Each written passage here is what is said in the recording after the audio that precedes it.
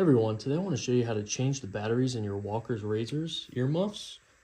What you'll need is a small screwdriver, 2 AAA batteries, and your earmuffs. I'll have the batteries and the earmuffs linked in the description below if you're interested in getting either of those. So first you want to grab your earmuffs and make sure they're fully extended.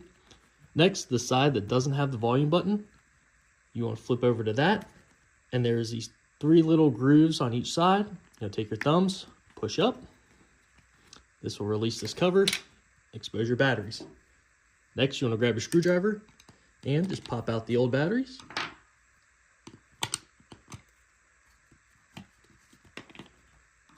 And grab your new batteries. Make sure the polarity is correct. And then grab your cover. And this will go over top like this. And you'll want to slide the cover down. And you hear it pop. You're good to go. Next thing you can do is turn them on and check them. Make sure they work. And if they do, good to go. If you thought this video was useful, please leave a thumbs up. Thank you.